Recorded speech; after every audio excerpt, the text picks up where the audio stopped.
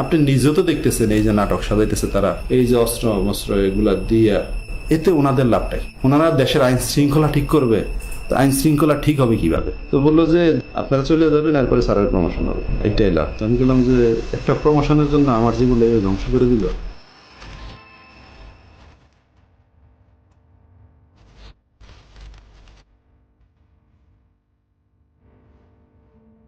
If you didn't have that commission, probably it will be just a storytelling. Nobody will believe, somebody will say yes, somebody will say no.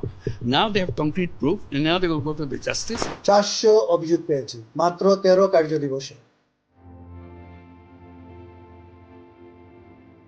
যারা গুমের শিকার victim এবং তাদের পরিবাররা প্রায় 1800-র উপরে আমাদের কাছে তাদের কমপ্লেন সাবমিট করেছে।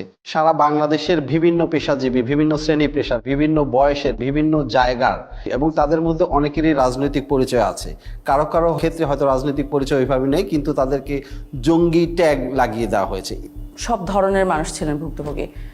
দিনমজুর ভুক্তভোগী আসেন আমাদের কাছে, অত্যন্ত ধনী ভুক্তভোগী আসেন, কলেজ পড়ুয়া ছাত্র আসেন, যেমন তেমন নারী ভুক্তভোগীও আছে। এমনকি 10 বছরের কম বয়সী ভুক্তভোগীও আমাদের কাছে আসেন। আমি শুধু আমাদের মনে আছে যে আম্মু যখন বোরকা পরতো তখন আম্মুকে একটা কালো কালার টুপি পরাইতো আর একটা হাত করা পরাইতো। মাঝে মাঝে আমাকে নিয়ে যেত, তুই একদিন নিয়ে গেছে, বাকি সময় আমাকে রেখেই গেছে। গুমের সাথে আসলে বাংলাদেশের প্রত্যেকটা বাহিনী জড়িত বলা চলে। সেক্ষেত্রে প্রধানত আমরা যাদেরকে নাম নিতে পারি তাদের মধ্যে হচ্ছে rapid action battalion, Bangladesh police তো আছেই, detective branch of police, CTTC, DGFI, NSI, এগুলো প্রধানত তারা এই গুমের সাথে জড়িত ছিল। কমিশন গঠন হওয়ার পরে মানুষের যেমন প্রত্যাশা ছিল, আমরা নিজেরাও প্রত্যাশা করতাম, আমরা আশাবাদী ছিলাম যে সমস্ত ঘটনার পুঙ্খানুপুঙ্খ আমরা বের করব। এই যে একটা অপরাধ সংগঠিত হয়েছে, যে অপরাধটা স্বাভাবিক কোনো অপরাধ না, যে অপরাধটা একটা পরিকল্পনার ভিত্তিতে রাষ্ট্র কর্তৃক সংগঠিত হয়েছে।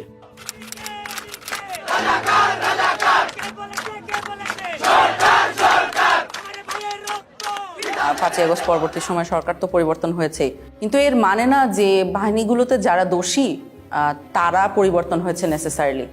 স্পেশালি প্রথম দিকে সবই তো একই মানুষ ছিলেন, এবং ওনারা জানতেন এবং সঠিকভাবেই জানতেন যে আমরা যদি একজন বন্দীকে কোনো একটা স্পেসিফিক বন্দিশালায় লোকেটেড করে ফেলি, অর্থাৎ সে ওই জায়গায় ছিল এটা নিশ্চিতভাবে বলতে পারি, তাহলে তার বন্দিত্বের জন্য দায়ীকে তা ইমিডিয়েটলি বলা সম্ভব। কারণ ওই বন্দিশালার চাবিটা কার হাতে ছিল, কোন বাহিনীর কন্ট্রোলে ছিল, সেই বাহিনীর ঊর্ধ্বতন কর্মকর্তারা দোষী।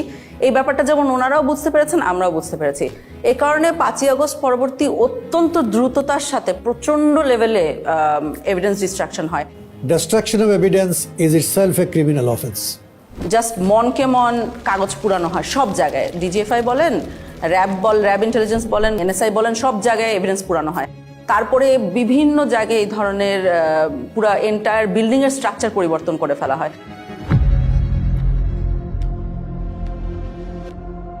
ব্যারিস্টার আরমান জি জবানবন্দিটা দিয়েছিলেন, সেখানে আমরা দেখেছিলাম যে অন্য বন্দীদের সাথে, অর্থাৎ যেমন ব্রিগেডিয়ার আজমি বা মাইকেল চাকমা যারা ছিলেন ডিজিএফআই এর হাতে, তাদের জবানবন্দির সাথে খানিকটা পার্থক্য ছিল। তার মধ্যে দুটো খুব নোটিসেবল পার্থক্য আমাদের জন্য ছিল। সেটা হলো যে অন্যদের চোখ 24 ঘন্টা বন্ধ থাকছে না, হাত 24 ঘন্টা বাধা থাকতো না, ব্যারিস্টার আরমানের থাকতেন। যেই স্থানে আমাকে আটকে রাখা হয়েছিল সেখানে সকল বন্দীদেরকে 24 ঘন্টা চোখ বেঁধে রাখা হতো, 24 ঘন্টা হাত করে রাখা হতো। কোথায় আছি বলা হতো না, কয় তারিখ বলা হতো না, সময়টা বলতো না।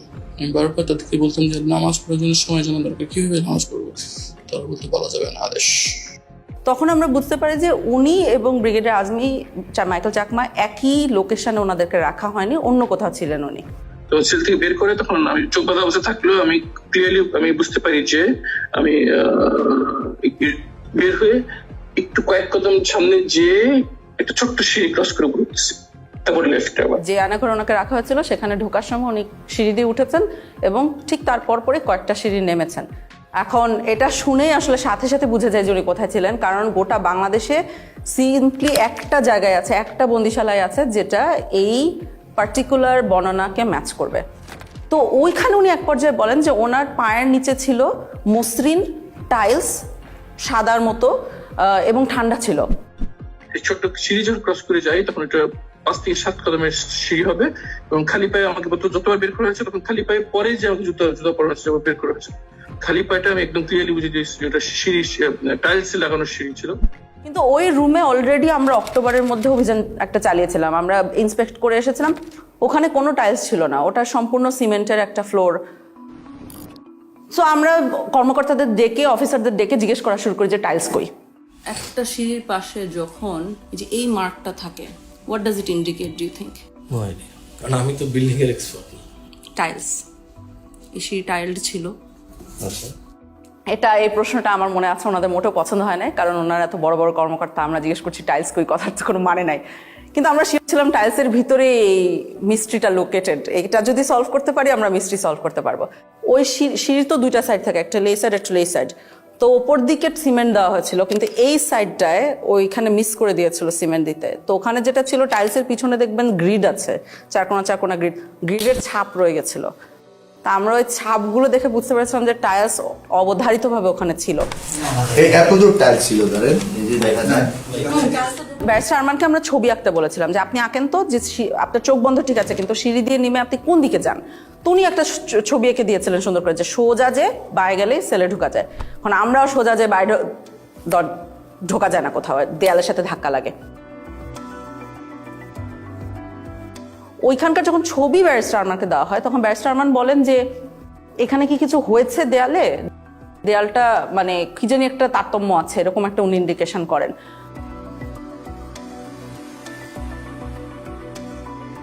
তখন আন্তর্জাতিক অপরাধ ট্রাইব্যুনাল আমাদের যে কলিগরা আছেন ওনাদের সাথে আমরা যোগাযোগ করে একটা ম্যাপ ওনাদেরকে এঁকে দেওয়া হয়।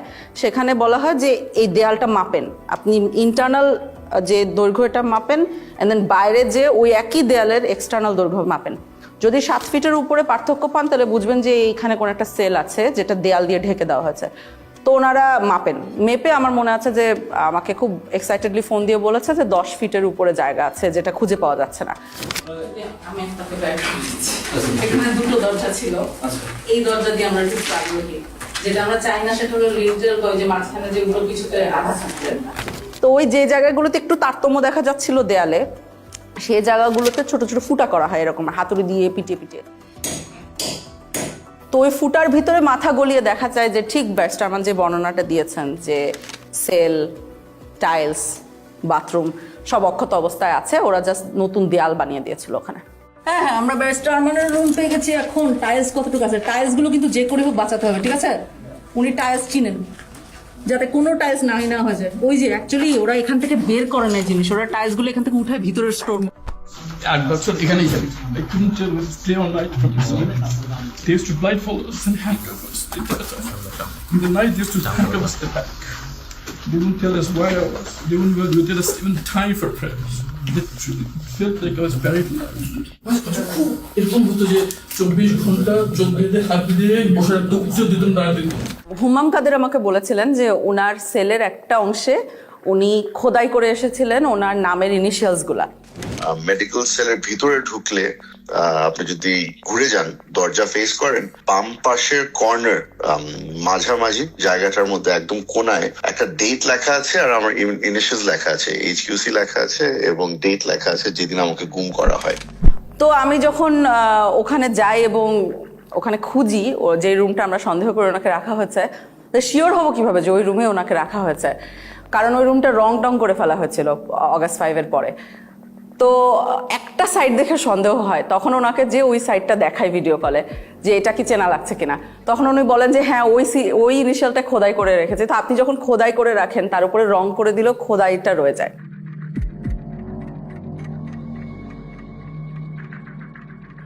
বিগত সময়ে যেটা 2009 থেকে 2024-এর 5ই অগস্ট পর্যন্ত আওয়ামী লীগ শাসন আমলে যেটা হয়েছে, আমরা দেখেছি তারা সবসময় একটা বয়ান দিত যে বাংলাদেশে কখনোই গুম হয় নাই।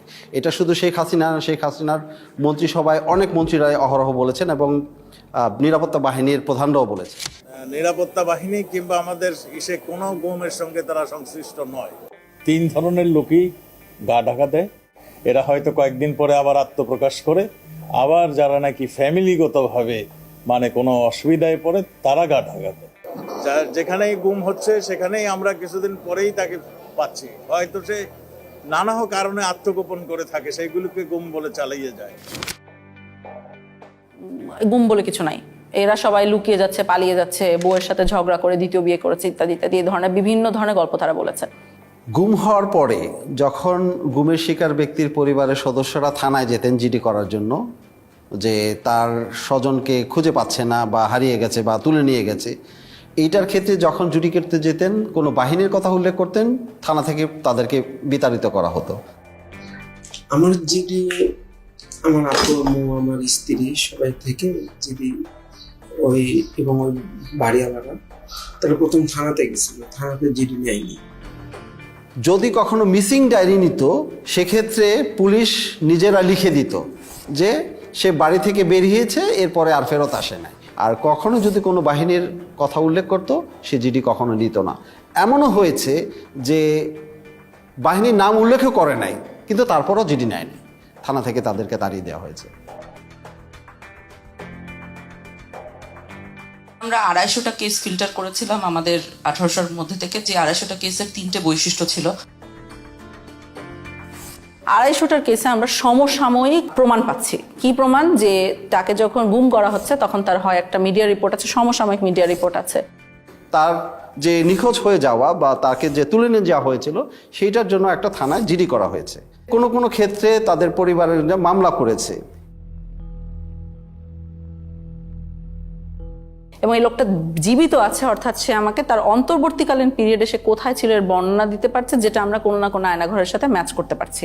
ওই এক সাইডে দিয়ে গ্রিলের দরজা ছিল, টয়লেটটা ছিল এই কর্নার, হ্যাঁ, যেদিকে কলমের মাথাটা রাখছিলেন, জি জি, এটার সামনে দিয়ে এমনি ওই যে অল্প একটু উঁচু দেয়াল ছিল। এটা কি শুধু সামনে ছিল না সাইডেও ছিল? না, শুধু সামনে ছিল, এক পাশ ছিল। দরজা ছিল ওই আপনার শিক লোহার। শুধু একটা দরজা না দুইটা দরজা? একটাই দরজা, একটা দরজা মানে দুইটা তালা দিত একটা দরজা। সিঁড়ি বয়ে আমাকে ওঠানো হয়, সিঁড়ি বয়ে ওঠানো হওয়ার পরে একটা সাদা ফ্লোরে আমার মানে সমান একটা ফ্লোরে রাখতে দেওয়া হয়, বুঝতে পারি টাইস খোপের মানে কাপড়েরই দরজা ছিল। ওই খোপটা বেশি উঁচু ছিল না, আমার এতটুকু হবে প্রায় এতটুকু। আচ্ছা, আমি আপনাকে একটা ভিডিও দেখাই, দেখি চিনতে পারেন কিনা। জি জি, খোপে খোপ। এটা হচ্ছে সেই সবুজ কাপড়ের, হ্যাঁ সবুজ কাপড়, আমি তো বললাম আপনাকে মেকশিফট যে ফ্রেমটা। জি হ্যাঁ হ্যাঁ, ভেতরে একজন দাঁড়ায় আছে। হ্যাঁ আমি তো বললাম এই পর্যন্ত, আমি তো আগেই বললাম। আর ভেতরে শুয়ে থাকা যাবে। এবং তাকে যখন প্রডিউস করা হচ্ছে তখন তার বিরুদ্ধে একটা মামলা দিয়ে প্রডিউস করা হচ্ছে, অর্থাৎ কোনো একটা নিরাপত্তা বাহিনী মেনে নিচ্ছে যে তাদের হেফাজতে এই লোকটা আছে।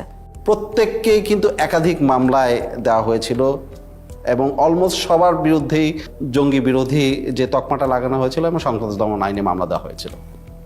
এতে যেটা হচ্ছে যে এই কেসগুলো হয়ে গেছে সেসব কেস যেখানে দুই সাইডে প্রমাণ আছে। সে যখন নাই হয়ে যাচ্ছে সেটার সমসাময়িক প্রমাণ আছে, সে যখন রিঅ্যাপিয়ার করছে সমসাময়িক প্রমাণ আছে, এবং তার মধ্যবর্তী যে জায়গাটাতে ছিল সেটার বর্ণনা কোথাও ম্যাচ করা যাচ্ছে। অনেক ক্ষেত্রে দেখা যাচ্ছে একজন বন্দী আরেকজন বন্দীকে দেখছে বা তার গলার স্বর শুনতে পারছে বা তার পরিচয় জানতে পারছে গুম অবস্থায়, তখন তারা একজন একজনের সাক্ষী হয়ে যাচ্ছে।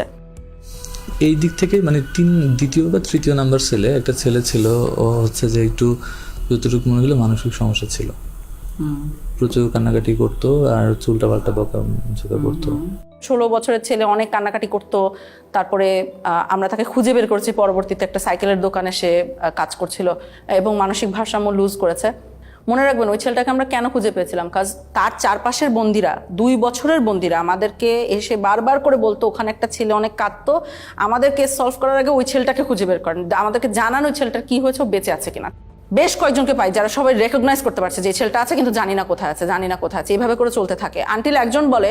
ওই ছেলেটাকে পরবর্তীতে আমি জেলে দেখছিলাম, তোর আবার হচ্ছে যে এরকম হাতে সবগুলো হাতে মোটামুটি ছিল, আপনার কেটে ফেললে বা নখ উঠাই ফেললে টাইপ এরকম থাকে না, ওই টাইপের মানে একদম ফাটা ফাটা সবগুলো ছিল আর কি।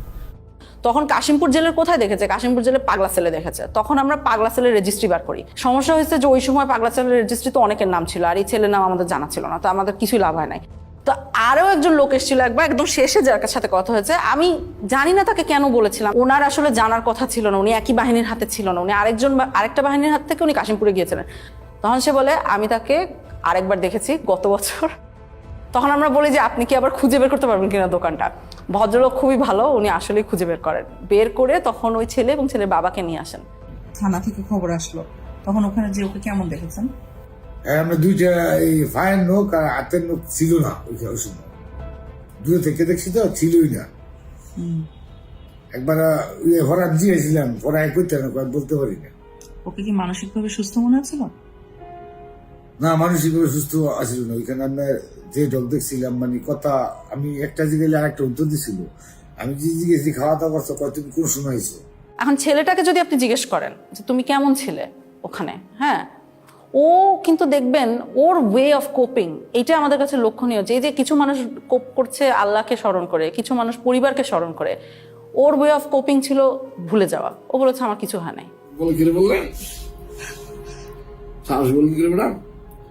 কারণ তুমি 4 বছর অনেক কষ্ট সহ্য করেছো। অনেক কষ্ট ব্যথা পাইতাম ম্যাডাম, সমস্যা নেই ম্যাডাম, সমস্যা নেই, তোলা কি অসুবিধা হইতো না, ব্যথা কিছু নেই আর কি।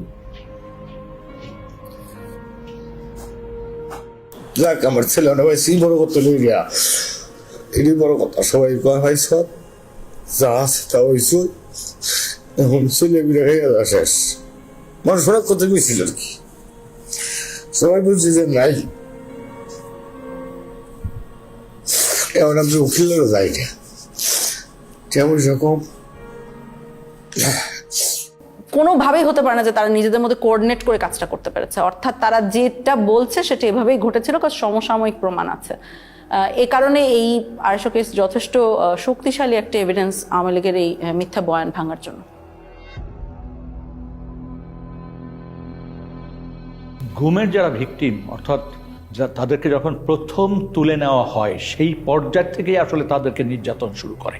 একাধিক কাপড় দিয়ে তার চোখ মুখ ঢাকা হতো, চোখ বাঁধা থাকতো 3টা কাপড় দিয়ে। প্রথমে একটা কাপড় দিয়ে চোখ বাঁধতো, আরেকটা জমটুপি, যেটা জমটুপি পরানোর পরে আবার আরেকটা কাপড় দিয়ে বাঁধতো, আর হ্যান্ডকাপ পিছনে লাগানো থাকতো। মাইক্রোবাস বা যে পরিবহনে উঠানো হতো তার 2 পাশে যখন থাকতো তারা কিন্তু চেপে থাকতেন, তার হাত করা পরিয়ে ফেলতেন, এবং কোনো কোনো ক্ষেত্রে তাদেরকে নীল ডাউন করে রাখা হতো সিটের ওখানে, যাতে বাইরের মানুষ কোনোভাবে টের না পায়। গান বাজনা বাজানো হতো যাতে কেউ ধারণা না করতে পারে যে এই গাড়িতে কাউকে তুলে নেওয়া হচ্ছে। তারপর তাকে যখন নির্দিষ্ট স্থানে নিয়ে গোপন সেলে যখন তাকে বন্দি করবে, তাকে নামানো হতো যখন, কোনো কোনো ক্ষেত্রে তাকে 2 পাশ থেকে উঁচা করে রাখতো, যাতে কোনোভাবে অনুধাবন না করতে পারে যে সে কয়টা স্টেপ দিয়ে উপরে উঠছে। প্রত্যেকটা গোপনশালায় আসলে অত্যন্ত ভয়ানক, এবং আপনি যদি দেখেন যে গোপন বন্দিশালার সাইজগুলো, দৈর্ঘ্য প্রস্থ, এখানে মানুষকে রাখাটাই হচ্ছে টর্চারের শামিল। এইখানে যারা আসে, এখানে আসে, এখান থেকে লোক নিয়ে যায়। কোথাও যদি ট্রান্সপোর্ট করে, যে ঢাকা থেকে লোক নিয়ে অন্য কোথাও পাঠাবে, এখান থেকে 4 জন 2 জন এখান থেকে নিয়ে, আমি এরকম একবার 3 জন লোক নিয়ে স্যার ট্রান্সপোর্ট করছি হোটেলে। একবার গেট দিয়ে ডুবে, সাথে হাতে বাম পাশে, না হাতে ডান পাশে আর কি। আমি যদি এদিক ডুবে, হাতে ডান পাশে। সাইজ কি সেলগুলোর? স্যার টয়লেট টাইপ স্যার, বুঝিয়ে বলুন। টয়লেট স্যার, মানে একটা টয়লেটের দৈর্ঘ্য প্রস্থ 3 ফিট বাই 8 ফিট স্যার, এরকম লম্বা, লোহার গেট লাগানো স্যার, সেকিং লাগানো। Look at how tiny this room is, and it's still divided into 7 different cells. Look, I'll just come into this one to show you how small it is. I'm about 5 feet 4 inches tall, and I can stand up straight in this particular one, but I cannot extend my arms all the way out. But if you go just next door to this one over here, take a look. I cannot stand up straight. I cannot extend my arms.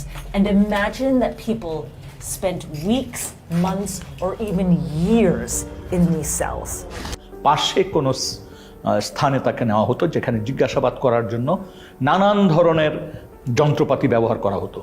দেখা গেছে 8-10টা sell আছে, তার সাথে একটা জিজ্ঞাসাবাদের ব্যবস্থা বা একটা রুম আছে। সেই রুমে যখন তাকে নেওয়া হতো, 2-1টি বাক্য বিনিময় করার পরই তাকে মারধর শুরু করে দিত।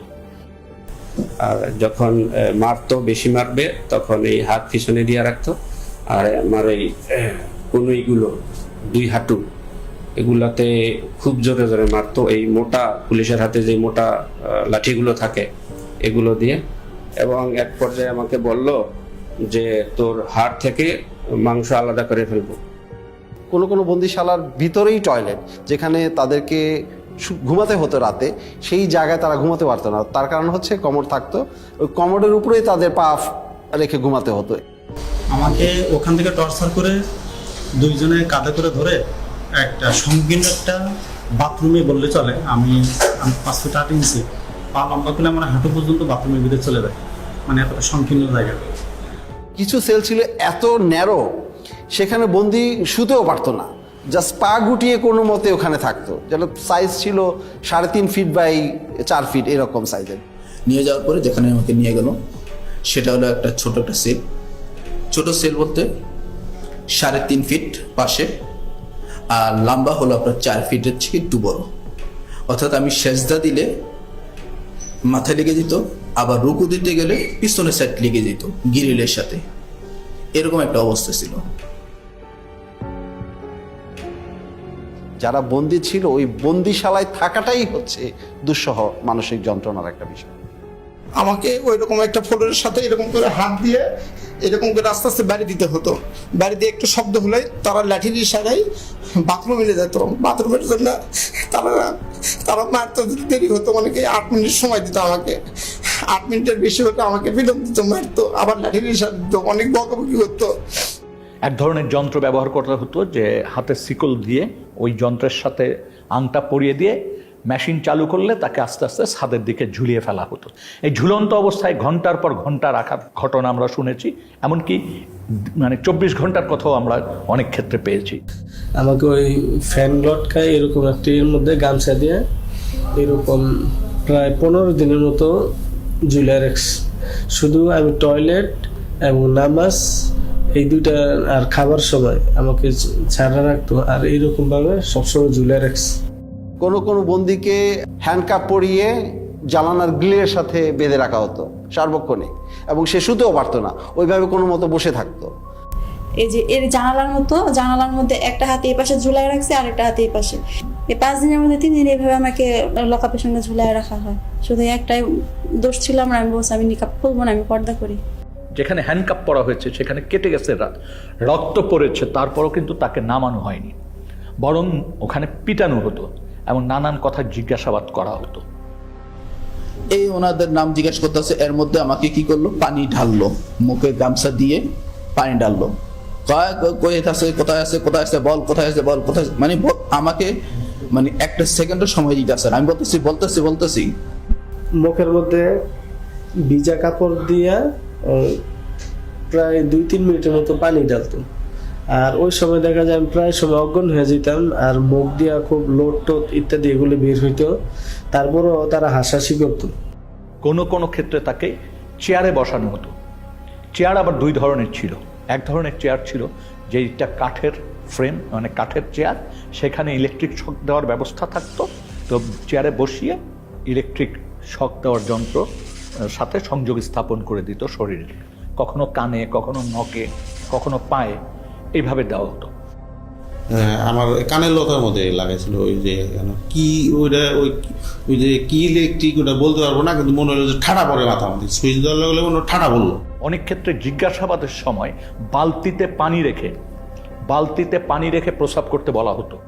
কারেন্টের শর্ট দিয়েছে, একটা বালতি দিছে, বালতির মধ্যে পানি ছিল, পেশাব করতে দিচ্ছে, অনেক পানি খাওয়ানোর পরে পেশাব করতে দিচ্ছে। পেশাব করার সময় কারেন্টের শর্ট লাগে, পানির মধ্যে যখন পেশাব করে তখন কারেন্টের শর্ট লাগে। বেশ কিছু টর্চার ইনস্ট্রুমেন্ট যেগুলো ধ্বংস করে ফেলা হয়েছে, তার মধ্যে একটা আমরা শুনেছি ছিল যে একটা বালতির মতো, ওটার ভিতরে পা রেখে দিলে আস্তে আস্তে পানি গরম হতো, তখন যথেষ্ট ব্যথা লাগতো। একটা ইনস্ট্রুমেন্ট ছিল যেটা আপনাকে যদি বেঁধে দেওয়া হয় তাহলে ওটা ঘড়ির কাঁটার মতো ঘোরাতে পারতো, 360 ডিগ্রিজ ঘুরতো। র্যাবের কাছে ঘোরে যে চেয়ারগুলো, এগুলো পেয়েছি। স্বাভাবিক একটা চেয়ারে বসানোর পরে আমাকে ওই হুইল চেয়ারের মতো যেমন পা রাখা যায় ওরকম পাদানি আছে, পাদানের উপরে পা রাখার পরে পা থেকে মাথা পর্যন্ত অনেকগুলো বেল লাগায়। তো পা এইগুলো যখন করছে তখন আমাকে কিছুক্ষণ ঘোরানো হয়েছে। একটা পেয়েছি আমরা কিন্তু ময়লার আবর্জনার ভিতরে, মানে ওটাকে ফেলে দেওয়ার জন্যই রাখা হয়েছিল, আমরা যে ওইখানে খুঁজে খুঁজে বের করে এনেছি। কোনো কোনো ক্ষেত্রে নখকে বিচ্ছিন্ন করে ফেলা হতো। কোনো কোনো ক্ষেত্রে সুই ঢুকানো হতো এবং কারো কারো ক্ষেত্রে সম্পূর্ণ উলঙ্গ করে ঝুলিয়ে রাখা হতো। মাথা নিচে দিক পা উপর দিক দিয়ে ঝুলে, আর আমার শরীরে কোনো পোশাক রাখে নাই তখন, একেবারে উইদাউট ড্রেস। তারপরে এলো পতারে আমাকে দুইজনে একসঙ্গে পিড়াতে থাকে। দুই হাতে বাঁধতো, বাঁধার পরে এমনি বসায়া এই যে এই জায়গাটা লাঠি ঢুকাইতো, লাঠি বড় একটা লাঠি ঢুকাইতো, লাঠি ঢুকায় লাঠিটা এমনি দইরা এই যে দুইটা চেয়ার নিত, এই দুইটা চেয়ারের উপরে এমনি ঝুলাইতো, আমাদেরকে পিড়াইতো। তারা গান গাইতো, এক এক সময় মমতাজের গান গাইতো যে বুকটা ফাইটা যায়, এই কথার গান, আবার তুই তো পাগল হে, এই গান কইতো আর পিড়াইতো। এবং আমি একটি ক্ষেত্রে জানতে পেরেছি যে তাকে উলঙ্গ করে একজন নারীর সামনে উপস্থাপন করা হয়েছে। খুবই দুর্ভাগ্যজনক যে একটা মানুষকে কতটুক অপদস্থ, অপমান করতে, ঘৃণাকর পরিস্থিতিতে ফেলতে এই ধরনের ব্যবস্থা আমাদের রাষ্ট্রীয় বাহিনীগুলি, সংস্থাগুলি করেছে। আমাকে উলঙ্গ করে আমার লজ্জাস্থানে ইট বাইজা প্রায় 1 থেকে 1.5 ঘন্টা আমাকে এরকম একটা অবস্থায় রাখছে। তো যতই কষ্ট হয় মানে তারা খুব হাসাহাসি করে।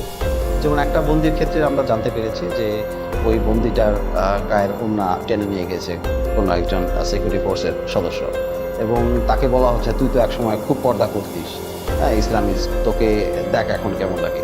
এইভাবে তুচ্ছতাচ্ছিল্য করা হয়েছে।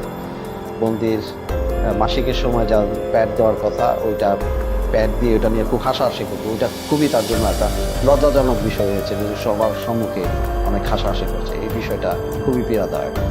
মানে আমার পিরিয়ড ডেট ছিল অনেক লেটে, এই পরিমাণ টর্চার করা, আমি এত পরিমাণ মানে অসুস্থ হয়ে যাই, সাথে সাথে আমার পিরিয়ড হয়ে যায়। তারপর ওনাদেরকে বলি যে আমার তো প্যাড লাগবে, পরে এটা নিয়ে অনেক হাসাহাসি করে ওরা। মাসের পর মাস 2 দিন 4 দিন গ্যাপ দিয়ে কাউকে কাউকে প্রতিনিয়ত এই ধরনের জিজ্ঞাসাবাদের মধ্য দিয়ে যেতে হয়েছে, মাসের পর মাস, বছরের পর বছর। ওরা কি করলো, আমাকে শোয়াইলো, শোয়াই 2 জন আমার বুকের উপরে পাড়া দিয়ে ধরলো, আর পিছনে হাতটা এইভাবে বাঁধলো, পা 2টা এইভাবে বাঁধলো, বাঁধে পায়ের নিচে বাঁশ দিল একটা, আর উপরে একটা বাঁশ দিল, আর হাত যেটা বাঁধছে হাতের নিচে এই দিকে একটা বাঁশ দিয়েছে। আমি তো ফুলের মধ্যে শোয়া, এই পাশের উপরে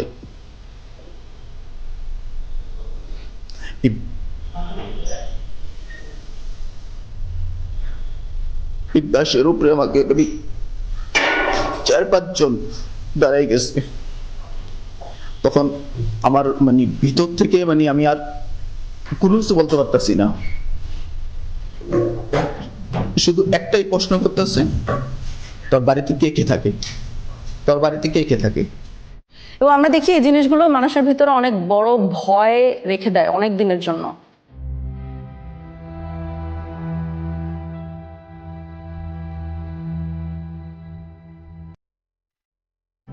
আমাদের অনেক ভুক্তভোগী হায়েস গাড়িকে ভয় পায়, কারণ তাকে হঠাৎ করে রাস্তার মধ্যে থেকে টেনে হায়েস গাড়িতে উঠানো হয়েছে।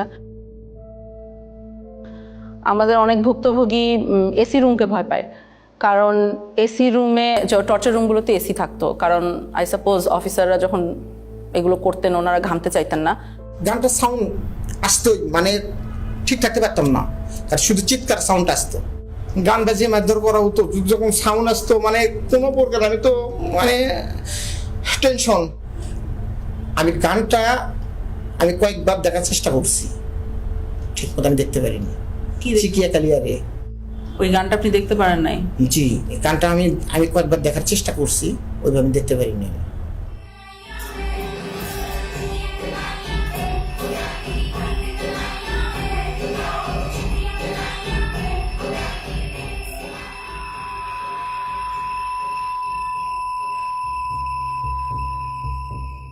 প্রসাবের জন্য আমরা এরকম বাইরেতে হইতো ফ্লোরে, এখানে টাক দিলে আমরা আসবো।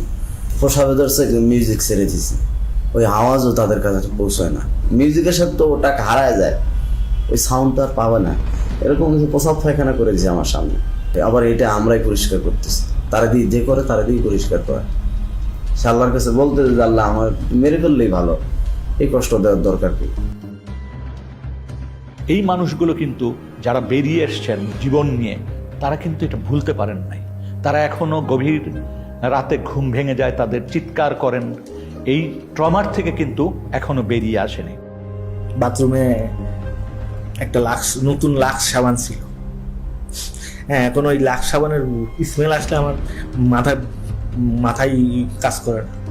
আমি লাক্স সাবানের ওই স্মেলটা যদি কেউ আমার সঙ্গে বের করবে, আমার আমি ভিতরে অস্থিরতা চলে আসে, আতঙ্কগ্রস্ত হয়ে যায়। আর শুধু যে তারা বেরিয়ে আসে নাই তা না, এই সমাজটাও কিন্তু এক ধরনের ভীতিকর ভয়ার্থ পরিবেশের মধ্যে একটা ভয় সমাজের ভিতর কিন্তু প্রবাহিত। আওয়ামী লীগের শাসন আমলে আমরা যেটা দেখেছি মূলত হচ্ছে বিরোধী রাজনৈতিক দলকে দমন করার জন্য এই গুমকে একটা হাতিয়ার হিসেবে ব্যবহার করা হয়েছে, এবং সেক্ষেত্রে তাদের প্রধান টার্গেট ছিল বিএনপি, জামাতে ইসলামী এবং ইসলামী ছাত্র শিবিরের নেতাকর্মীরা। সরকারের বিরুদ্ধে যখন জনমত তৈরি হয়ে যেত, সরকারের বিরুদ্ধে যখন মানুষ প্রশ্ন করা শুরু করত, যখন সংঘবদ্ধ আন্দোলনের চেষ্টা হতো, বিরোধী দল বিরোধী মত যখন সংগঠিতভাবে ঐক্যবদ্ধভাবে কোনো বিষয়কে প্রোটেস্ট করতে চাইতো, তখনই এই নির্যাতনের মাত্রা বেড়ে যেত, মানুষের ঠিয়ানার সংখ্যা বেড়ে যেত। এবং আমরা যেটা দেখেছি যে প্রত্যেকটা জাতীয় নির্বাচনের আগে গুমের সংখ্যা অস্বাভাবিকভাবে বেড়ে যেত। এটা আমরা দেখেছি 2014 নির্বাচনের আগে, অর্থাৎ 2013 পিরিয়ডে, এবং 2018 সময় 2017-18, এবং 2024 নির্বাচনের ঠিক আগে 2023 শেষের দিকে এবং 24 শুরুর দিকে। In her second term as Prime Minister, security forces were locking up opposition figures without trial. Among them, a popular official with the Bangladesh Nationalist Party, Sajidul Islam Sumon. In December 2013, eyewitnesses say he and 5 friends were taken by authorities and never seen again. কেন নিল? কি দোষ আমার ছেলের? আমার ছেলে নাই, আমি কি করবো পয়সা থেকে? এটা আমরা সন্ত্রাস বিরোধী ট্রাইব্যুনালেও দেখতাম যে অস্বাভাবিকভাবে মামলার সংখ্যাটা বেড়ে যাচ্ছে, এবং সেখানে মূল আসামি হিসেবে যাদেরকে দেখা হতো তারা হচ্ছে তৎকালীন বিরোধী রাজনৈতিক দলের নেতাকর্মী। মিডিয়াকে আইনশৃঙ্খলা রক্ষাকারী বাহিনী, র্যাব, ডিজিএফআই, বিভিন্ন গোয়েন্দা সংস্থা তাদের মতো করে ব্যবহার করেছে। তারা যেই ধরনের গল্প বানিয়ে দিবে সেই গল্পটাই যাতে প্রচার করা হয়, এবং মিডিয়া সেটা প্রচার করত নির্দ্বিধায়। কোনো জায়গায় কিন্তু তারা প্রশ্ন করতো না, একদম হুবহু একই বয়ান, বাহিনী যে বয়ানটা দিত সেই গল্পই তারা ছেপে দিত। যখন একজন গুম হচ্ছে, there are one of two things যেটা হতে পারে। একটা হলো তাকে মেরে ফেলা হবে বা তাকে বাঁচিয়ে রাখা হবে। বাঁচিয়ে রাখার পরবর্তী কি হবে? বাঁচিয়ে রাখার পরবর্তীতে বেশিরভাগ কেস হলো যে তাদেরকে মামলা দিয়ে ছেড়ে দেওয়া হচ্ছে। বাংলাদেশে মামলাগুলো যথেষ্ট ভয়ঙ্কর, এটা কিন্তু আমরা বলছি যে ক্রিমিনাল জাস্টিস সিস্টেম গুমের সাথে কন্টিনিউয়াস একটা সিস্টেম ছিল।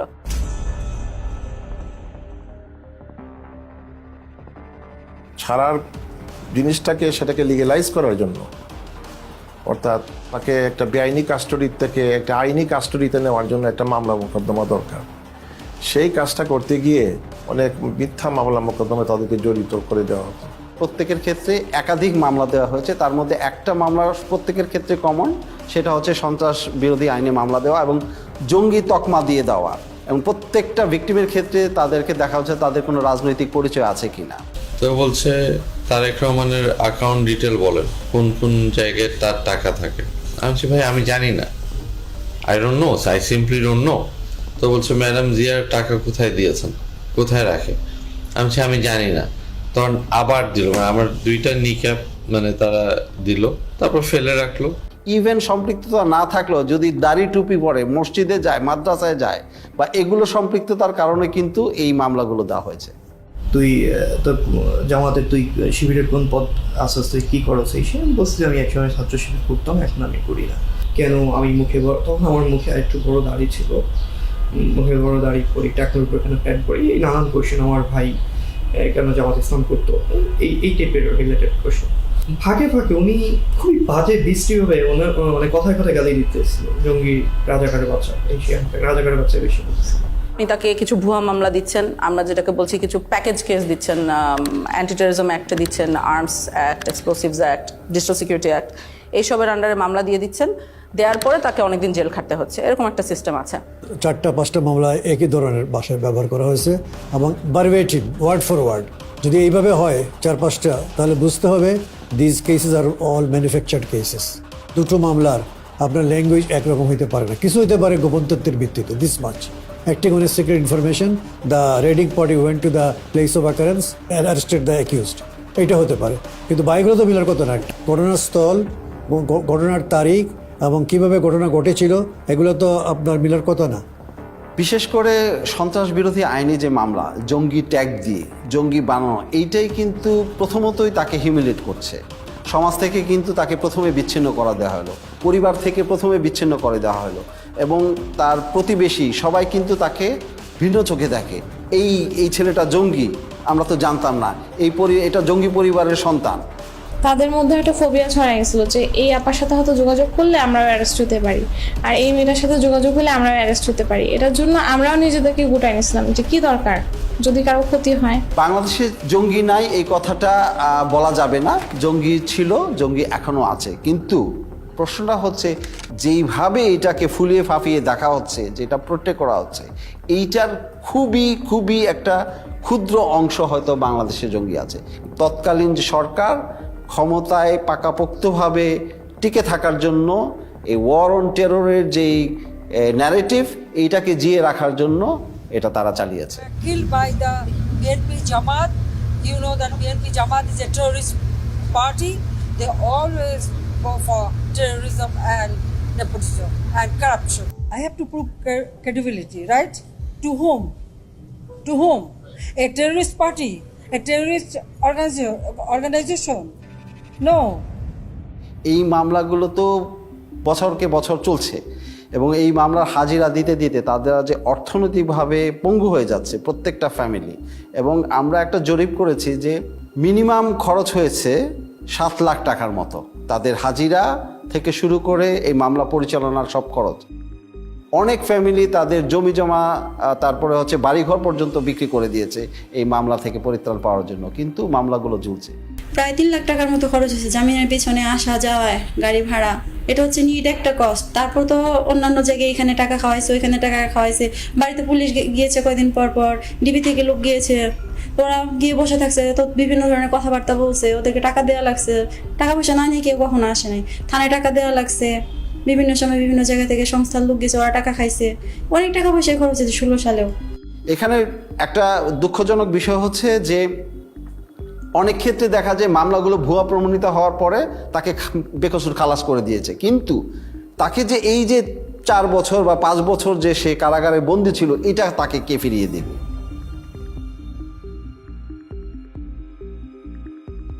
এখন ভুয়া মামলা দিয়ে এগুলোর পক্ষে তো তাদেরকে এখন প্রমাণাদি জোগাড় করতে হবে, প্রমাণাদি পাবে কোত্থেকে?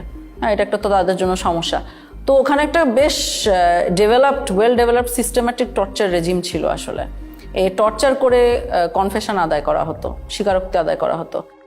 আমাকে লাস্ট এটাই চাইতেছে আব্দুল মুমিন আমি স্বীকার করতাম, মানে আপনার পরিচয় বদলানো। হ্যাঁ, পরিচয় বদলানো। তো আমি আব্দুল মুমিন স্বীকার করে নিছি, করে নেওয়ার পরে এই যে এখন বাসজলা দিয়ে লাস্টে বলতেছে তোর নাম আব্দুল মুমিন, আর তোর বাপ যদি জিজ্ঞেস করে, কথা জিজ্ঞেস করে বলবি যে আমি বাবার সাথে রাগ করে তাবলিগে চলে গেছিলাম, তাবলিগের কিছু জিনিসপত্র আছে এই ব্যাগের মধ্যে, এই ব্যাগটা নিয়ে তুই চলে যাবি, ওরা ছেড়ে দিয়ে আসো।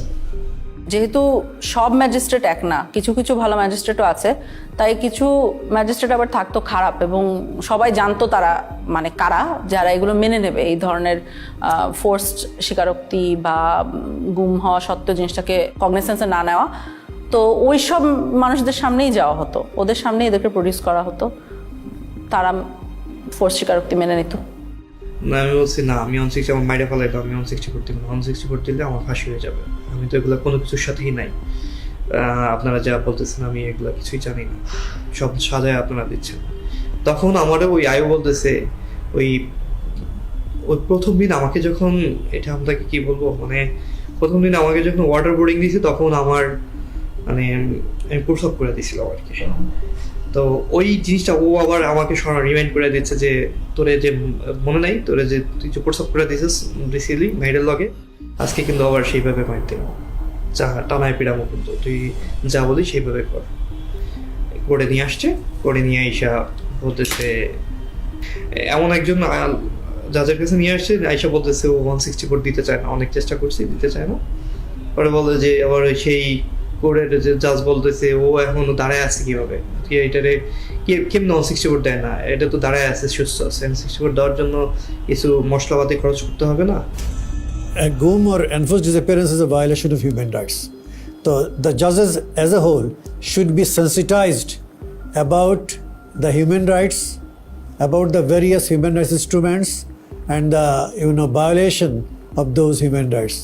ম্যাজিস্ট্রেট সাহেব উনি ডাক দিয়ে বললেন যে আপনাদের আসামি তো করতেছে না, কি বলে বালকরূপের স্বীকারোক্তি দিচ্ছে না। একটা এগ্রিজিয়াস কেস আমাকে যেটা খুব ডিস্টার্ব করেছে সেটা হলো যে সে আমাকে বর্ণনা করছিল যে ম্যাজিস্ট্রেটকে যে বলেছে যে প্লিজ আমি এতদিন গুম ছিলাম, আমি আসলে এটার সাথে জড়িত না। হ্যাঁ, অনেক সাহস করে এটা সে ম্যাজিস্ট্রেটকে বলেছিল। ম্যাজিস্ট্রেট তখন যে পুলিশ সাথে নিয়ে গিয়েছিল, পুলিশকে ডেকে বলেছে এই যে দেখেন কি বলছে, তখন তাকে বাইরে নিয়ে যাওয়া হয়। সিএম কোর্টের বারান্দায়, এটা সময় 8তলা বা 9তলায় কিছুক্ষণ আমাকে মারধর করলো। আমার এখানে আমাদের দাগ আছে মনে হয়, এটা ওরা আমাকে মাথাটা ধরে স্যার ওই গ্রিলের মতো এটাতে বাড়ি মারতে ধরছে, তখন আমার হাতে হ্যান্ডকাপ ছিল, তাই আমি মাথাটা বাঁচানোর জন্য আমি এটা যখন আনছি তখন আমার এখানে পড়ছে, তাই আমি নিচে ফেলে পাড়াইলো, কিছুক্ষণ মারলো, অনেক চিৎকার চেঁচামেচি করতেছিলাম, কারণ আমি হচ্ছে কেউ তো আসলো, যখন চিৎকার চেঁচামেচি করতেছি তখন ম্যাজিস্ট্রেট আবার আয়কে ডাকে পাঠাইছে যে এত আওয়াজ করতেছেন কেন। আর মানে কি বলবো, এটা অবিশ্বাস্য বিষয়। আমি প্রশাসনকে কাছ থেকে দেখছি আর আমি অবাক হয়েছি যে আসলে পুরোটাই একটা system. Most of the judges were at the beck and call of the high command of the then ruling party. That's why they did not dare to take any effective steps against the enforced disappearances of the victims or abduction of the victims, The judiciary must be proactive instead of reactive. The judiciary must come forward, protecting and promoting the human rights of the people through adjudication of disputes in a very bold and assertive manner. Boldness is an integral part of the personality of a judge. A weak person is not suited or suitable for the position of a judge. Judges must know how to deliver justice impartially, effectively, and in a neutral manner. কিছু মানুষকে বাঁচিয়ে রাখবে কিন্তু release করতে পারবে না বাংলাদেশে, নানাবিধ কারণ থাকতে পারে সেটার জন্য। তখন তাদেরকে আমরা দেখছি ইন্ডিয়াতে পার করে দেওয়া হয়। ইন্ডিয়াতে পার করার পদ্ধতিটা আমরা বুঝতে পেরেছি বন্দীদের সাথে কথা বলে, সিকিউরিটি ফোর্সের ভিতরে যে হুইসেল ব্লোয়াররা আছে তাদের সাথে কথা বলে, এবং অনেক সময় আমরা নথিপত্র মিলিয়ে দিন তারিখ চেক করেও ওগুলোকে কনফার্ম করেছি যে এভাবেই ঘটেছে। তোমার আম্মায় অনেক কান্নাকাটি করতেছে, এর জন্য অনেক সরাসরি হয়েছে, এর জন্য তোমাকে দেশে রাখা যাবে না, এর জন্য তোমাকে দেশের বাহিরে পাঠাবো আমরা।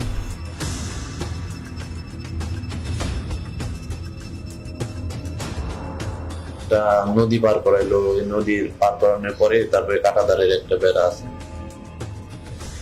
ওই বেড়া দিয়ে আমাকে পার করে তারা নিয়ে গেল।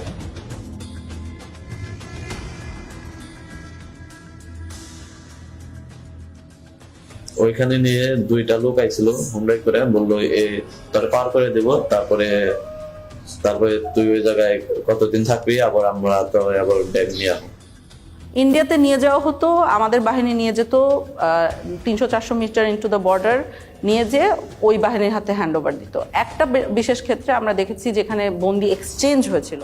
ওরা আবার ওই দেশ থেকে কারা যেন আসছে স্যার, আপনার ওদের ইন্ডিয়ানরা আসছে, ওরা 2জনকে দিল, আমরা 2জনকে দিলাম। মানে ওরা 2জন বন্দিকে দিল, আপনাদের বন্দি 2জনকে ওদেরকে দিয়ে দিল। ইন্ডিয়া আমাদেরকে বন্দি দিয়েছিল, আমরা একজন বাংলাদেশি সিটিজেনকে দিয়েছি। আমার ধারণার সাথে মনে হয় আরেকজন ছিল যার পরিচয় আমরা এখনো বের করতে পারিনি। অর্থাৎ আমরা 2জনকে দিয়েছি, একজনকে পেয়েছি। ওই 2জনের মধ্যে একজন বাংলাদেশি নাগরিক, সাথে মিষ্টিও দেওয়া হয়েছে। ওই বাহিনীও মানে ইন্ডিয়ান বাহিনীও মিষ্টি এনেছিল, আমাদের বাহিনীও মিষ্টি ছিল। বন্দি গিফট দেওয়ার সাথে সাথে মিষ্টিও গিফট এক্সচেঞ্জ করা হয়েছিল। এটা আমাকে নিরাপত্তা বাহিনীর যারা ওখানে জড়িত ছিল তারাও বলেছেন, বন্দি নিজেও চোখে দেখেছে এই ঘটনাটা ঘটতে। ইন্ডিয়াতে নেয়ার পরবর্তী কি হতো বন্দিদের আমরা সবসময় জানি না, অর্থাৎ কাদের কথা জানি না, আমরা জানি না ওখানে কাউকে মেরে ফেলা হতো কিনা, কারণ যারা মারা গেছেন তাদের খবর আমাদের পক্ষে বের করা এখনো পসিবল হয়নি। যাদেরকে হ্যান্ড ওভার করলো ওদেরকে নিয়ে আবার কি করলেন? ওদেরকে নিয়ে স্যার রাস্তায় 2জনকে স্যার ক্রস ফায়ার দিয়ে ফেলাই দিয়ে আসছে। তবে এটা অবশ্যই হতো যে ইন্ডিয়াতে যারা বাঁচিয়ে রাখা হতো ইন্ডিয়াতে, তাদেরকে মামলা দেওয়া হতো, মানে অর্থাৎ ইন্ডিয়ান লিগ্যাল সিস্টেমের ভিতরে তাদেরকে ঢুকিয়ে দেওয়া হতো। সো আনপাসপোর্ট মামলা বলবে, অর্থাৎ ট্রেসপাসিং এর জন্য কেস দেওয়া হতো। তখন ওনারা ইন্ডিয়াতে জেল খাটতেন, জেল খাটা পরবর্তীতে আবার ওনাদেরকে বাংলাদেশে পুশ ইন করা হতো। ভারতের কারাগারে যদি কেউ থাকে সেটার জন্য আমরা বাংলাদেশি বন্দী যারা আছে তাদের তালিকা চেয়েছি পররাষ্ট্র মন্ত্রণালয়ের মাধ্যমে ইন্ডিয়ান অথরিটিকে। কিন্তু সেক্ষেত্রে যে সমস্যাটা দেখা গেছে যে তালিকাটা দিয়েছে সেটা অসম্পূর্ণ, এবং আমরা যেই পিরিয়ডের তালিকা চেয়েছিলাম অর্থাৎ 2009 সাল থেকে 2024 সালের 5ই অগস্ট পর্যন্ত সেটা তালিকা পায়নি। এই সম্পৃক্ততাটা ইন্ডিয়া এবং বাংলাদেশের যে ইল্লিগাল একটা সম্পর্ক, এটা আসলে খুবই ট্র্যাজিক, কারণ এরকম হওয়ার কথা না, হওয়া উচিত না, এবং আমাদের দেশের সার্বভৌমত্বের প্রশ্ন অবশ্যই চলে আসে, কিন্তু হয়েছে, গত 16 বছর এটা হয়েছে। এবং কারো কারো ক্ষেত্রে চরম পরিণতিটা হয়ে গেছে, যেটা আমরা বিভিন্নভাবে জানতে পেরেছি, এবং অনেকে আমাদের কাছে ইতিমধ্যে এই কথাগুলো বলেছেন। এর মধ্যে একটা বড় অংশ আছে যাদেরকে বেশ কিছুদিন জিজ্ঞাসাবাদ করার পরে অথবা কয়েকদিন জিজ্ঞাসাবাদ করার পরেই সিদ্ধান্ত নেওয়া হয়েছে তাদেরকে হত্যা করা হবে। যখন একজনকে মেরে ফেলার সিদ্ধান্ত হতো তখন কাজটা ওরা, যেহেতু ওনারা ট্রেন্ড অফিসার্স, যথেষ্ট এফিশিয়েন্টলি করতো আমরা বলতে পারি। একজন মানুষকে কখনো কখনো মোরগ বলা হতো, কখনো কখনো প্যাকেট বলা হতো, কখনো কখনো সাবজেক্ট বলা হতো। ঊর্ধ্বতন অনেক অফিসার আছেন যারা মিড লেভেলে ছিলেন বা যারা গোয়েন্দা সংস্থাগুলি পরিচালনা করতেন, তাদের নির্দেশনায়, তাদের উপস্থিতিতে এই মানুষদেরকে নিয়ে যাওয়া হতো মাইক্রোবাসে করে। টঙ্গীর থেকে রওনা দেওয়ার পর যতগুলি ব্রিজ আছে প্রায় প্রতিটি ব্রিজের গোড়াতেই নিয়ে নতুন যারা অফিসার সংযুক্ত হতেন র্যাবে বা র্যাব ইন্টেলে, তাদেরকে বলা হতো দুজন একজন মোরগ নামাও বা প্যাকেট নামাও, গুলি করো।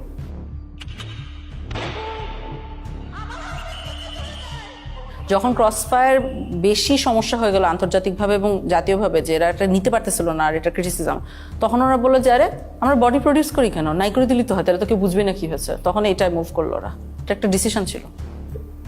একটা জিনিস খুব স্পষ্ট যে এই ঘটনাগুলি ঘটানো হতো, হত্যাকাণ্ডগুলি করা হতো। প্রথম দিকে কিছু লাশ রাস্তাঘাটে পাওয়া যেত, ফেলে যেত, তো কিছুদিন আগে উঠিয়ে নিয়েছিল কারা জন্য। তারপর যখন সন্দেহ হলো যে এটা আইন শৃঙ্খলা রক্ষাকারী বাহিনী বা কোনো গোয়েন্দা সংস্থা, যখন এই জিনিসগুলি মানুষের ভিতর কানাঘুষা হতে থাকলো, তখন কিন্তু আর রাস্তাঘাটে লাশ ফেলতো না। একটা বেশ কমন মেথড ছিল যেটা গোটা দেশে ব্যবহার করা হতো, সেটা হলো নৌকায় নিয়ে যে গুলি করে মেরে ফেলা। এরপরে যখন যাওয়া শুরু হলো, আমরা ইয়েতে যাওয়ার পরে উনি ডেস্টিনেশনটা আগে থেকে বলে যাবে কোথায় যাবে, সাউথের দিকে যাবে। তো যাওয়ার পরে তারপরে বললো যে স্লোডাউন, যখন স্লোডাউন বললে তখনই বুঝি যে একদম প্রক্রিয়া শুরু হবে। যখন খোলের ভিতর দিকে তাকে তুলে নিয়ে আসে, সিমেন্টের বস্তা কিন্তু বাইরে থাকে স্যার, খোলের মুখটা খুলে একজন করে তুলতেছে স্যার, সিমেন্টের বস্তা দিয়ে সে বেঁধে ফেলতেছে, পাথরে হচ্ছে হাঁটু বড় হচ্ছে বেঁধে মায়ের কাছে সিমেন্টের বস্তাটা তাকে একদম কর্নারে রাখছে। সেকেন্ড ম্যান স্যার ফিলোটা দেয় স্যার, ফিলোটা দিয়ে উঠেছে সব। তাদের পছন্দের জায়গাটা হলো মাথা স্যার, মাথার এখানে বা পাশে বালিশ থেকে তারপরে একদম 2 ফায়ার করে। 2 রাউন্ড ফায়ারের প্রয়োজনে কখনো যদি কখনো তার মনে হচ্ছে কারো হাত কেটে গেছে, তখন উনি বলতে সেনাবাহিনীর একটা ক্যাম্প আছে ওই ব্রিজের গোড়ায়, সেখানে সুন্দরবন থেকে একটা ট্রলার নিয়ে আসা হয়েছিল, দস্যুদের কাছ থেকে উদ্ধার করার ট্রলার, যেটা জেনারেল জিয়াউল হাসানের টিম এটা এনেছিল। এবং পরবর্তীতে আমরা জেনেছি যে জিয়াউল হাসানের প্রত্যক্ষ তত্ত্বাবধানে অনেক মানুষকে ওখানে নিয়ে যাওয়া হতো রাতের গভীর রাত্রে। এই জায়গাটা এবং বন্দিরা থাকতো এখানে ডেকের উপরে, কোনো কোনো সময় ডেকের ভিতরে থাকতো। And then অফিসাররা কারণ ডেকের ভিতরে না থাকলে দেখা গেলো মাঝে দেখে ফেলি, সবই এখানে বা কেউ এখানে থাকতো। And then এখানে এনে শুট করে এখান থেকে ফেলে দিবে, ওখান থেকে পেট ফাটতেছে ওখানে কুইক অ্যাকশন। তো গুলি করে মেরে ফেলার পরে পেটটা চিরে দেওয়া হতো এবং বডির সাথে সিমেন্টের বস্তা বেঁধে দেওয়া হতো বা ইটের বস্তা, যাতে ওনাদেরকে যখন ধাক্কা মেরে নদীতে ফেলে দেওয়া হচ্ছে তখন তারা ডুবে যেতেন। হচ্ছে কি এখানে যাওয়ার পরে এই যে মানুষটাকে শোয়ালেন, যাওয়ার পরে বাঁধার পরে তারপরে আপনার গুলি করে ফেলা দেওয়া হয়। এদিকে বাঁধার রশিটা রেডি থাকে, ওইদিকে সিমেন্টের বস্তার সাথে রশি বাঁধা রেডি, যেমন রশি বাঁধার থেকে সিমেন্টের বস্তা খুলে না যায়, খুলে না যায়। তারপরে বাকি রশিটা এখন এটা কোমরের সাথে দিয়ে বাঁধা সবচেয়ে সহজ, that of any other places of the whole body. এখানে গুলি করে লোয়ার পোর্শন ধরে ফেলে দিল। কে ফেললো? জিয়া তো গুলি করলো, এখন জিয়েই ফেললো না সাথে আরো যে লোক ছিল তার কে ফেললো এটা আমার খেয়াল নেই, এখান থেকে করে ফেলে দিল। তবে বেশ কিছু ক্ষেত্রে লাশ ভেসে উঠেছে। আমি এর ধরনের কেস দেখেছি যেখানে লাশ ভেসে উঠছে বুলেট উন্ড কপালে এবং গায়ে সিমেন্টের বস্তাটা কোনো কারণে একটা ছেড়ে গিয়েছে, অন্যটা রয়ে গেছে, এরকম অবস্থায় উঠছে। নারায়ণগঞ্জের 7 খুনের যে হত্যাকাণ্ড এবং তার লাশ লুকিয়ে ফেলার যে প্যাটার্ন, এই প্যাটার্নের সাথে অনেক অংশে মিলে যায়। এরকম নানাবিধ মারার আসলে টেকনিক ছিল, বিভিন্ন বর্ণনা থেকে আমরা পাই। কোনো কোনো ক্ষেত্রে বিষ প্রয়োগ করেও হত্যা করা হয়েছে, ইনজেকশন দিয়ে মারা হতো। এটার বর্ণনা পেয়েছি আমরা যারা এটা নিজে চোখে দেখেছে।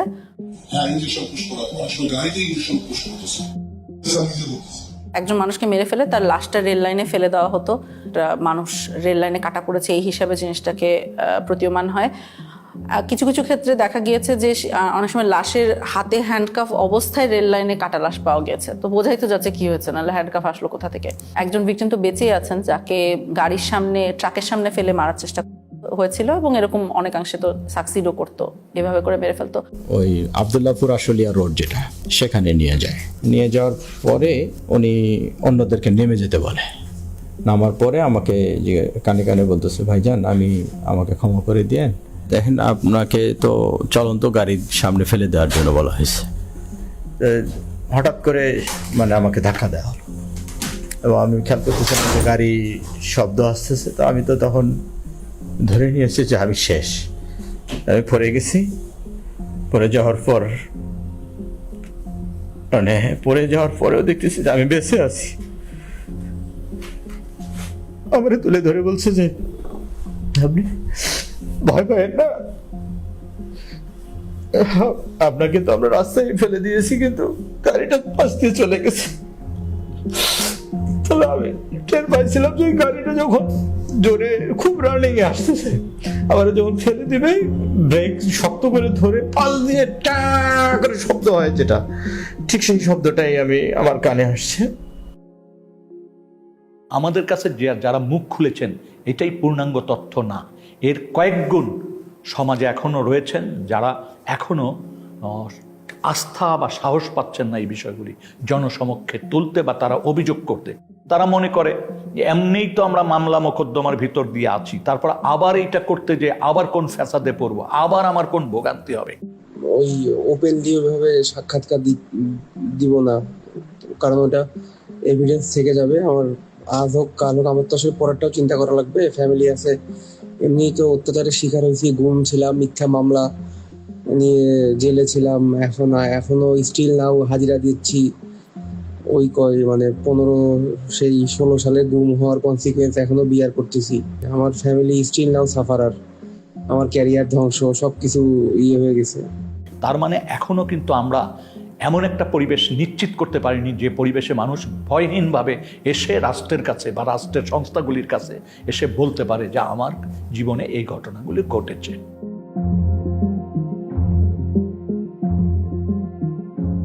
অন্ততপক্ষে গুম কমিশন যাদের ক্ষেত্রে মনে করেছে যে হয়রানিগুলোর থেকে তাদের পরিত্রাণ পাওয়া উচিত, গুম কমিশন থেকে আমরা পরীক্ষা নিরীক্ষা করছি এবং এই ধরনের একটা তালিকাও প্রস্তুত করা হচ্ছে এবং ফলস কেসগুলা যাতে দ্রুত নিষ্পত্তি করে, গুম হওয়া ব্যক্তি ছাড়া পাওয়ার পরও হয়রানির শিকার না হয় এবং এই আদালতের আইনি ব্যবস্থাকে যাতে কেউ আর অ্যাবিউজ করতে না পারে।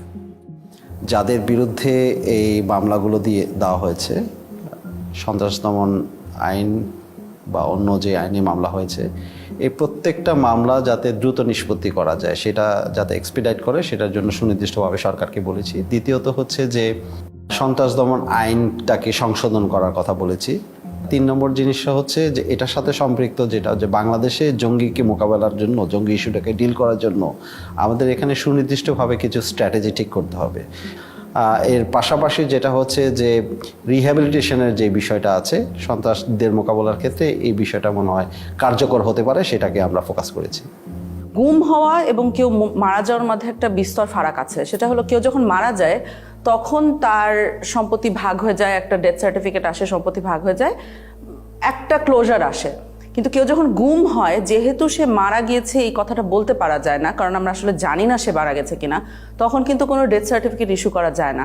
ডেথ সার্টিফিকেট ইস্যু না করার সাইড ইফেক্ট আপনি দেখেন, ধরেন ভদ্রলোকের ব্যাংক অ্যাকাউন্টে টাকা আছে বা তার সম্পত্তি আছে, কিছু ভাগ হওয়া সম্ভব না। সো পরিবারগুলো অলমোস্ট রাতারাতি পথে বসে যায়, দেখতে পারে যে ব্যাংক অ্যাকাউন্টে টাকা আছে, দেখতে পারে যে তার সম্পত্তি আছে, কিন্তু সে কিছু ব্যবহার করতে পারে না। সেই জন্য আমরা বর্তমান প্রচলিত আইনের বাহিরে আমরা মনে করি যে এমন একটা আইন করা দরকার, যে আইনে কিছু ওভাররাইডিং ক্লজ থাকবে, যে দেশের প্রচলিত আইনের বাহিরে গিয়েও তাদেরকে যাতে একটা আইনগত সুযোগ দেওয়া যায়। যখন একজন মারা যান তখন তার বউ বিধবা হয়ে যান, এটার একটা প্রসেস আছে। কিন্তু যখন একজন গুম হন তখন তার বউ, উনি কি বিধবা না সধবা? কারণ আমরা উত্তরটা জানি না। ভদ্রলোক বেঁচে আছে কি মারা গেছে এটা আমরা বুঝতে পারছি না। এই যে বিশাল সমস্যাগুলো পরিবারগুলোর মধ্যে মানে সৃষ্টি হয়, সেগুলোর কোনো সমাধান তারা পায় না। এবং গত 16 বছর ধরে হাজারে হাজারে পরিবার বাংলাদেশে এই সমস্যাটা ফেস করে আসছে। গুম হওয়া ব্যক্তির ডেথ সার্টিফিকেট ছাড়াই তাদের গুম হওয়ার যে একটা প্রত্যয়ন বা একটা ডিসঅ্যাপিয়ারেন্স সার্টিফিকেট প্রডিউস করে, যাতে পরিবার পরিজন যাতে সম্পত্তি ইনহেরিট করতে পারে, সেই জন্য এই কমিশন থেকে কিছু আইন সংশোধনের সুপারিশ করা হয়েছে। অন্ততপক্ষে আর্থিক দুর্দশা কিছুটা হলেও লাঘব হবে। তবে এটা সত্য কথা যে গুম হওয়া ব্যক্তির অনুপস্থিতি বা গুম হওয়া ব্যক্তিকে উদ্ধার করে না দিতে পারলে অপূরণীয় ক্ষতি, সেটা কোনো আইন দিয়ে বা তার সম্পত্তি দিয়ে বা সম্পত্তির অংশ দিয়ে সেটা পূরণ হওয়ার নয়।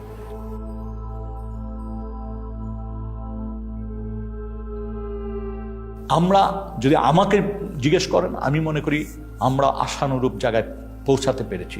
কিন্তু তারপরও বলবো, এত সংখ্যা এবং এত গভীরে এই অপরাধ সংগঠিত হয়েছে, এটার জন্য সময় একটা বড় ফ্যাক্টর। সেই বাহিনীর সদস্যরা যারা এই অপরাধের সাথে যুক্ত ছিল, তারা কিন্তু তাদের একটা বড় অংশ কিন্তু এখনো এই কাঠামোগুলিতে অবস্থান করছেন। তারপরে যাদেরকে চিহ্নিত করা গিয়েছিল প্রাথমিকভাবে, তারা কিন্তু পালিয়ে গেছেন। গুম ও বিচার বহির্ভূত হত্যাকাণ্ডের সঙ্গে সংশ্লিষ্টতার কারণে আইন শৃঙ্খলা বাহিনীর 42 কর্মকর্তার পাসপোর্ট বাতিল করা হয়। জানুয়ারি মাসে এদের বেশ কয়েকজনের বিরুদ্ধে গ্রেফতারি পরোয়ানাও জারি করে আন্তর্জাতিক অপরাধ ট্রাইব্যুনাল।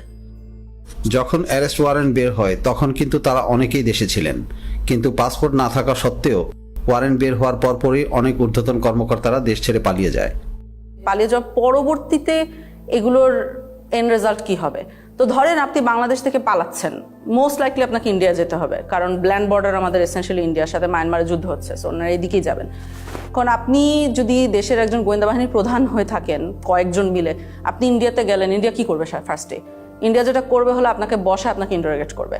এখন আপনি চিন্তা করেন যে বাংলাদেশের সকল সেন্সিটিভ তথ্য যাদের ভিতরে আছে তাদেরকে আমরা এসেনশিয়ালি ওনাদের হাতে তুলে দিচ্ছি, বা ওনারা ওনাদের হাতে নিজেরা সোপর্দ হচ্ছেন। এই যে এত বছর যারা গুম খুনের সাথে জড়িত ছিলেন, তারা তো আমরা যেটা বলছি অনেকেই বাহিনীগুলোতে আছে। ওনারা কি চাইবেন? ওনারা চাইবেন ভবিষ্যতে ওনাদের এই অপরাধগুলো যাতে রিভিলড না হয়। এখন আমরা তাদের অপরাধের কথা জানি আর না জানি, আমরা ধরে নিতে পারি এখন যে আমাদের শত্রুপক্ষের গোয়েন্দা বাহিনীগুলো ডেফিনেটলি জানে। তাহলে ভবিষ্যতে তাকে ব্ল্যাকমেল করতে কি লাগবে? শুধু বলতে হবে, তুমি যদি না করো এই কাজটা, তাহলে কিন্তু আমি তোমার পূর্ববর্তী গুম খুনের কথা আমি কিন্তু তোমার বউকে বলে দিব, খুব বেশি যেতে হবে, বা সোশ্যাল মিডিয়ায় ফাঁস করে দিব। তখন কি হবে? আপনি নিরাপত্তা বাহিনীগুলোর ভিতরে স্তরে স্তরে মানুষ রাখছেন যারা ব্ল্যাকমেলের ক্ষেত্রে ভালনারেবল। আপনি যদি জিনিসগুলোকে সামনে নিয়ে আসেন, যে জিনিসটা আপনি লুকিয়ে রাখছেন না, সেটা দিয়ে কিন্তু আপনাকে ব্ল্যাকমেল করা যায় না। তো আপনি জিনিসগুলো সামনে নিয়ে আসেন, আপনি গুম কমিশনের সাথে কথা বলে ফেলেন, তাহলে এই সমস্যাগুলো কিন্তু চলে যায়। এই অপশনটা না নেওয়াটা আমার কাছে বোকামি মনে হচ্ছে এবং দেশ বিরোধী একটা কাজ মনে হচ্ছে। এই প্রসেসের পিকে প্রাইম মিনিস্টার্স অফিস, অনেক সময় ওনার পক্ষ থেকে ডিফেন্স অ্যাডভাইজার ছিল, তো উনিও মাঝে মাঝে ইন্টারফেয়ার করতেন, কথা বলতেন, আদেশ নির্দেশও দিতেন। So out of the way I went to PM and requested her যে সালাউদ্দিন কাদের চৌধুরীর ফাঁসি হয়ে গেছে, তার ছেলেটাকে এটা করা হয়েছে, এটা খুব এটা দেখা উচিত। আমাদের ফ্যামিলিটা খুব broken and his relatives have request. আমি নিজে প্রিয়ামকে বলেছি, আমার সাথে মানে আমি 2 বার ওনাকে বলেছি, এটা আমার নিশ্চিত মনে আছে। এবং her response was ছেড়ে দিব না, ছেড়ে দিব না, মানে আমি দেখি কি করা যায়। অ্যাডভাইজারকে তুমি বলছো, আমি বলছিস। এবং ওনার কি ক্ষমতা ছিল তখন ওটাকে সমাধান করার? অর্থাৎ ধরেন উনি চাইলে কেউ বের করে দিতে পারতো? পিএম চাইলে হবে না, মানে এটা উনি যা চাইবে তাই হবে।